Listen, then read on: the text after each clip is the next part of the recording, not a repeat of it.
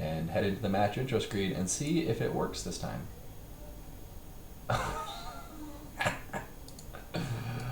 One more time. Yeah, Blurry Cetra versus Blurry Thorgrim Grudgebearer. I'm going to do it a third time just for fun.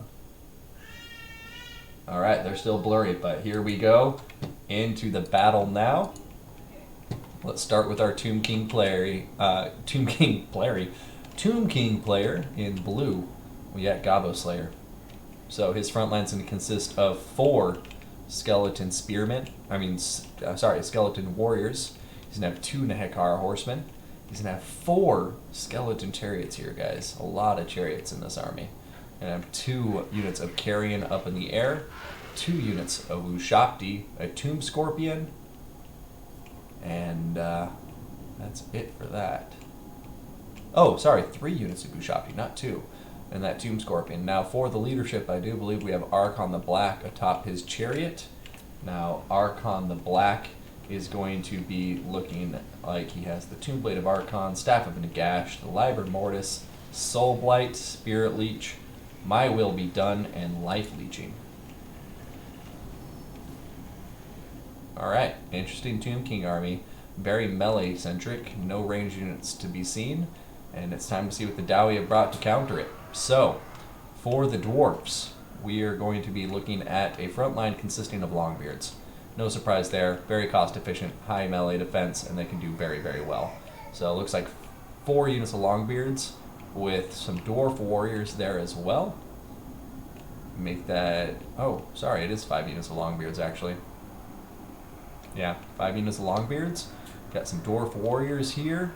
Just looks like 1 unit of dwarf warriors by the looks of it. 2 units of Slayers, one being the ROR Dragonback Slayers, the other being the armor-piercing variant Giant Slayers. He's going to have 2 cannons as well. Now, aside from this, for some range power, we're going to see 2 units of Quarrelers as well as a Thunderer, and 2 units of Thunderers. For the leadership, we're going to see a Runesmith with Rune of Wrath and Rune, as well as Grombrindle the White Dwarf, everybody. Now, Grombrindle has no fear. This man is a big bad boy. And Grombrindle's going to have the Flash Bomb. Grombrindle has no fear. That map-wide ability for Unbreakable unit, to make his whole army unbreakable. He only gets it once. So we'll see how that is used in this fight. But, yeah, that rounds out both of the armies, and it's just time to see who comes out on top between these 2 players. Hey, Elysium, thank you so much for the follow. I appreciate it greatly. Hope you're enjoying the stream, friend. Huzzah!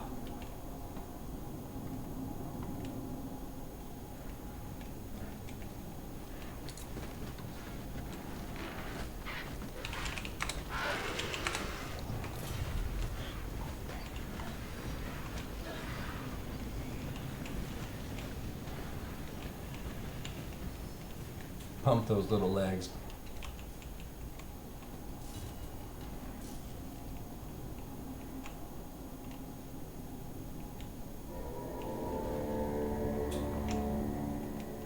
Alright. So the Dowie have started very far back with their formation. I like that pick. Obviously you have artillery. You want to use it for as long as possible, so deploy it pretty far back. And they're going to start getting some early shots up on these skeleton warriors, although I'm sure they will probably be shifting targets to Ushapti here in the near future, as they're a bit more threatening than skeleton warriors. Oh, but at least another volley going through there. Curious to see if he redirects it. But yeah, this is a fun Tomb King build for sure. 1 model getting taken out from the Ushapti by that first volley from the cannons, and these guys are stacked on top of each other. They got to be careful. If they start taking shots when they're bunched up like this from the cannons, could be in for a world of hurt. Looks like they are going to split up though, so good on them. Oh man, these Ushapti taking some big hits.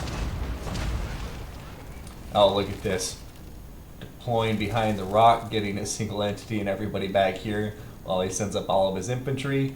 And I love it. I love it, guys. A very narrow formation, doing this to avoid as much missile fire as possible.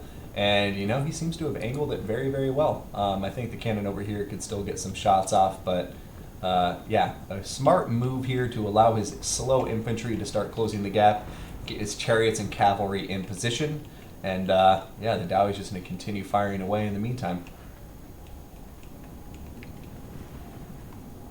Alright, looks like they have abandoned that position now and are pushing forward. Time to see what happens from here. Thunderers are going to start opening up fire here on top of the Skeleton Warriors, and yeah, be surprised if the Skeleton Warriors make it out of here. Going to be seeing a Spirit Leech going down on top of Grombrindle, a very high value target there, and I think a smart move, just continually Spirit Leech Grombrindle, do as much damage as you can from afar. His magic dam resistance is, should be relatively high, I'm guessing 25% or something. Yep, 25% magic resistance, so. But Grombrindle coming out here, Flash Bomb on top of the Tomb Scorpion, and the attack animation is obviously going to go a long way towards helping the Tomb Scorpion, but he is so slow right now. Oh man, there it goes. Flash Bomb wearing off, and now the Tomb Scorpion is fine again, but look at this. We have a lot of chariots all diving in here, seeing a summon of Skeleton Warriors go down, Nehekar Horsemen, Chariots, and Ushapti desperately trying to break these Longbeards, but their strong leadership will make it a tall order, I think. The frontline engagements basically aren't happening. It seems like the Skeleton Warriors, you know, went in there, but it does seem like a very strong Oblong tactic coming from the Tomb King player here, focusing most of his strength on his right flank, trying to overwhelm the Dowie from this side, and he's sending a minimal amount of chariots over on this flank just to continue the pressure. And they're going to be diving forward right towards the cannon, and it looks like they may be trying to charge through the Dragonback Slayers as well. But they need to be careful. The artillery pieces here are just going to stop them dead in their tracks and make them a juicy target for those Dragonback Slayers. Over here, going to see some of the Dowie forces starting to terror route. We're going to see these Coralers getting terror routed. These Longbeards are very low on health. Got some Dwarf Warriors in here that are starting to rout, but still 2 full health Longbeards in here that are just going to stay for so long. And yeah, looks like the Dowie are doing a good job right now, at least of getting damage off on top of a lot of the chariots, so they aren't going to be too effective in the late game. However, the Tomb Kings are starting to find gaps in the line and exploit them. These Coralers getting pinned down by the Skeleton Warriors, Nehekar Horsemen, and the Ushapti diving in. I love the pick of Nehekar Horsemen, a very capable, basically mid-level cavalry. Over here, cannons continuing to fire into the Tomb King forces. The balance of power is dead even. Nehekar Horsemen continuing to try and exploit these gaps, chase down the routing units. Getting some really good double envelopments across the field.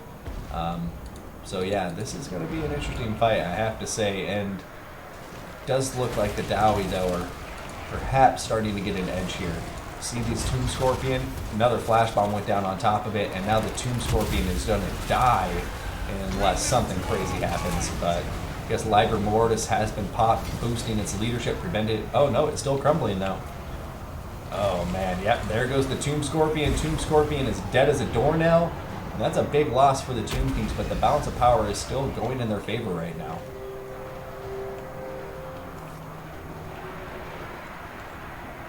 Yeah, Tomb King's doing a wonderful job of shutting down all of the Dowie ranged power, and now the chariots are hitting the Dragback Slayers, and Dragback Slayers are very good against large units, but they don't have a ton of mass, and so if these chariots can pull in, pull out, they can get a lot of damage in overtime. Carrying diving in to also help distract those Dragonback Slayers.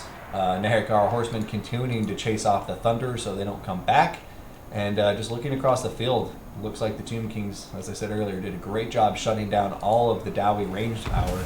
And those Spirit Leeches just continue to come in on top of Grombrindle. So Grombrindle not enjoying life right now with all these Spirit Leeches hitting him. And it just seems like this battle of attrition may be going in favor of the Tomb Kings. Still have Arc on the Black. Very, very healthy. Got Staff and Gash popped here. Get that power recharge rate and ability recharge rate buffed. And we'll see what happens from here. It does seem like the Dowie infantry is still holding very strong. Got these 3 Longbeards over here, duking it out with some Ushapti and Skeleton Warriors, but they're starting to crumble out. Meanwhile, over in the central engagement, We do see a flash bomb popped, and oh man, Arc on the Black. That was a dangerous move there, getting that flash bomb so close to Grombrindle. We'll see if Grombrindle can capitalize on it or not. A Rune of Wrath and Ruin going down on top of him now. Some excellent speed debuffs going down on top of Arc on the Black, but unfortunately it won't be enough to pin him in place for Grombrindle to kill him, it seems. And so, yeah, looks like Arc on the Black is going to run away to fight another day. Oh! Yeah, there he goes. Might have been a chance there, but yeah, Grombrindle and the GobboSlayer is going to not be able to capitalize on that opportunity, as there's just too many Tomb King forces that are pinning units in place and preventing them from getting on those key targets like Arc on the Black. Over here, more Dowie units coming back into the fray, and you know, all these units are starting to crumble. Chariots are coming in to help, but right now the Dowie infantry is starting to pull this battle back into their favor as far as I'm concerned, just because so much Dowie infantry is going to make it harder and harder for the Tomb Kings to break their leadership, and they just seem like they're losing a lot of their Ushabti right now, all of their infantry, and their chariots are really getting low on health. Not to mention Grombrindle still alive. Yes, another Spirit Leech, and he'll be crazy low, maybe one more and he'll be dead. But if he gets a Flash Bomb timed well on top of the Arc on the Black, maybe, just maybe, he can bring this back into his corner. Oh man. There goes Rune of Wrath and Ruin, slowing down Arc on the Black. Maybe a bit too soon. I would have liked to have seen that safer when Grombrindle was closer. But man, look at this. The Dowie are just starting to chew through all of these Tomb King forces, and the balance of power, oh my god, I just noticed that, is switched violently back towards red. So Tomb Kings had a lot of momentum, but they may be losing steam now, guys. There's just not a lot of killing power left on the field from the Tomb Kings. In fact, there's barely anything. So Arc on the Black and some tattered chariot, Carrion and Nehekara Horseman, but these guys are all crumbling right now. It's insane. Like, the Dowie are really bringing this home. Crumbling once again on top of the Nehekara Horseman. These guys are going to just die out, it seems. Unless they get a charge bonus to their leadership really quickly, but yeah. Alright, they're going to, not a complete loss, going to shatter the cannon before it can come back. But, ladies and gentlemen, you can see it here. It's really swinging back in the Dowie's favor quite dramatically. Not sure what Archon and the Skeleton Chariot are going to be able to do here. They're still Longbeards and Dragonback Slayers. So, as long as you have those two, even without Grombrindle, I think he's going to be able to take this one home.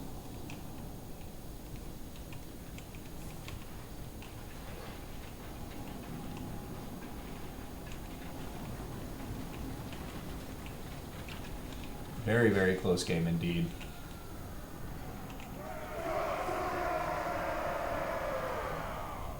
Alright, Cetra's diving in. Or is he? Probably trying to play it safe because he knows there's going to be another smoke bomb coming in. Oh man, Skeleton Chariot getting crumped.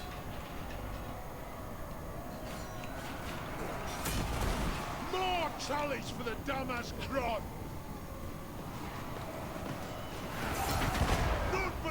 Oh, smoke bomb going down, but it's going to miss Arc on the Black. A very lucky break for him, but I still don't think it's going to be enough. Looks like we're going to be seeing Archon staying in combat now, getting pinned in place, and Grombrindle going to come in and finish him off. So a great game. What a back and forth, and I was definitely thinking Tomb Kings had that in the bag for a minute there, but some solid play from the Dowie, and just think the Tomb Kings, unfortunately, didn't kill Grombrindle like they wanted to. I think if he would have killed Grombrindle, he could have gotten some routes going there, but just not enough, you know. And I do think he could have emphasized his mobility advantage a bit more in terms of choosing those engagements and not staying in combat quite as long. I would have loved to see more pulling out and pushing back in. That's what she said, but you get the point. Dowie in a steel shell. That's a small amount of range for Dowie. Yeah, it was a very melee-focused army for Dowie, but Longbeard's just a no-brainer. Longbeards are so good.